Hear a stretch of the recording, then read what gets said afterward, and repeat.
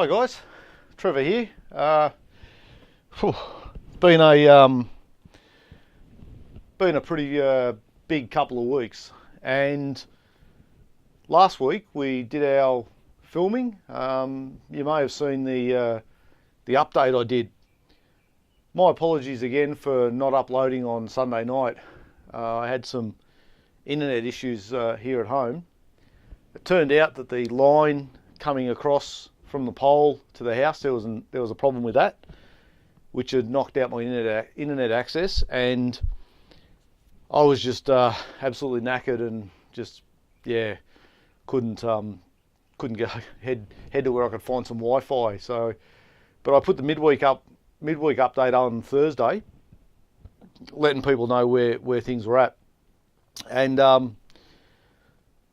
now that I've had a bit of time to sit back, we got some great shots, and we certainly got some really cool interviews done, and I've started editing some of them together, and they're starting to look really good.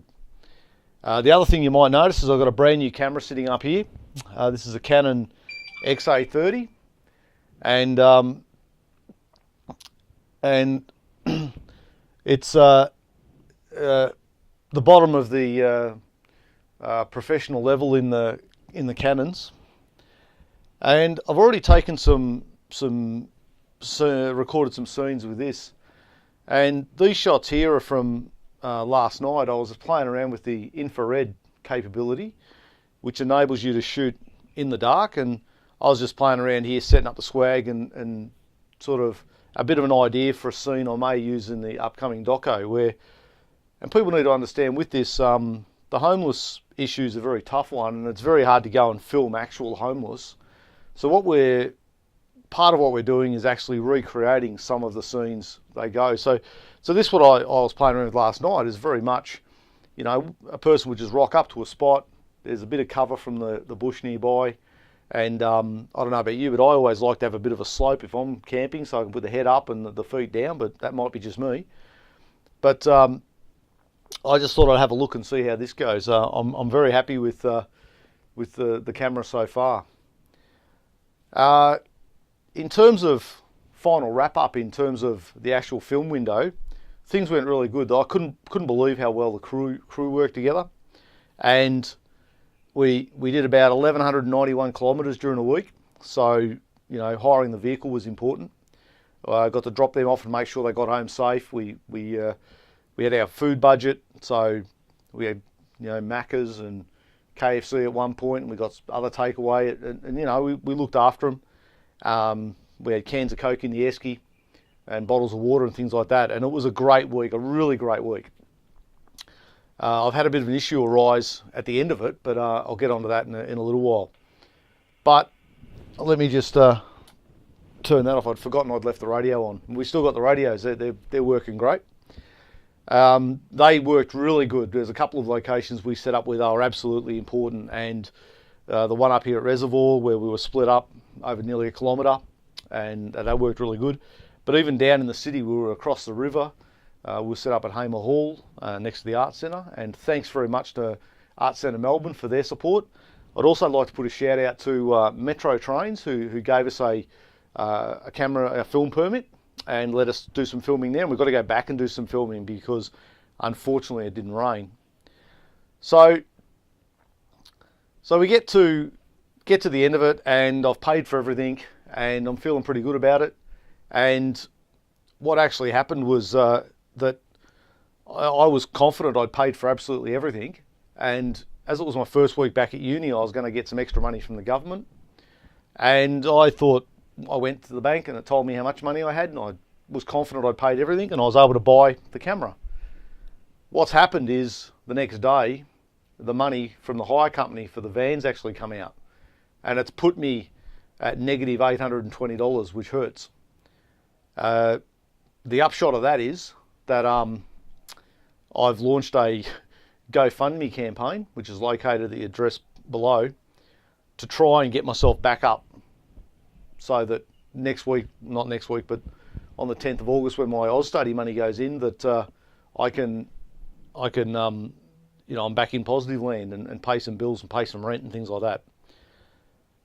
I want people to understand that this is a significant hurdle, but it's not something that I don't think I can get around or get over. The project will continue. We've still got a little bit of shooting to do, and we're going to use this absolutely. And this is the thing that this does things that the cameras I loaned from the uni doesn't do, like like the infrared. And so we're going to be able to get some tricked up shots that we wouldn't be able to get. So ultimately, it's going to add to the production value of the whole feature. It's just tricky right at this moment, so I'm not gonna step away from that. I'm doing everything I can, and if anyone wants to go to the GoFundMe site and chip in some dollars, then thank you. I've also gone back to the investors who originally financed this project, and I've sent an email to them and to all of them and let them know exactly where I'm at. So, that's it. So, as you can see, this thing, and I've got to show you the height of this. This is something that I'm loving. I'll just flick all these out, but this is actually a Benro Aero 2 tripod. It's marketed as a sort of a lightweight version, but I actually like it. It's got quite a bit of height, and when I do this, you get a good idea of just how high it actually goes. I'm quite impressed with that. That's the ones we were borrowing from the uni, probably about that height was about it. So I know we've got an extra 30 centimeters, I suppose, maybe more. This thing's also got some tricked up features. It lets you tilt so that you can overcome if things aren't level. It's got the little bobblehead for the level, so you can actually see exactly where it's lined up and lock it in. This thing's great. You can flip the screen around, and you can, here we go, this will show it actually videoing. Should be able to see, and there's the camera in front of us. How about I open the lens cap? There we go. Now we'll flip it around. Now we've got the lens cap. So that's pretty cool. We've also got the proper XLR inputs for the microphones, and I've already got one microphone that's an XLR microphone. We'll get some more. It does some other really cool things, and in a few weeks' time, after I've had a real play with it, I hope to do an episode and basically talk about the camera. It might also help when I'm past my current financial predicament. I might look at this in a slightly different manner. I know I made the right decision, but in the context of where I'm at the moment, it's difficult. But people have asked me, why don't I just sell this? Well, it's a $2,000 camera. Why would I sell a $2,000 camera to cover an $800 debt? Is basically the economics of it. And so we'll try and get around it. We'll see what happens. I've called in some favours. We'll see how it all works. But ultimately, this is what we'll be using. And already me having this and owning this and having this is a benefit. I rocked up the other day. I walked out the front of Flinders Street Station, and there was a shower bus. So I've now been able to include the shower bus in the feature, which is really cool. And I'm hoping to catch up with the Orange Sky people in the next week or so. So apart from that, we're at about 80% of our scenes done and dusted. We've still got a couple more to go, and I certainly hope to. I look forward to getting to the point where it's all edited up and can talk about that. But we've still got a couple of scenes to go, and like I say, we've got to wait for it to rain. We wanted pouring rain on the Thursday night, and we got a bit of wind, and that was it. Mother Nature didn't do us any favours. But apart from that, it's all going reasonably well. Like I say, apart from my financial difficulty at the moment, that's a short-term thing. The actual project itself, we've recorded about 35 gig of data, so we've certainly taken some scenes. Anyway, guys, that's it for me, and hopefully tune in next week.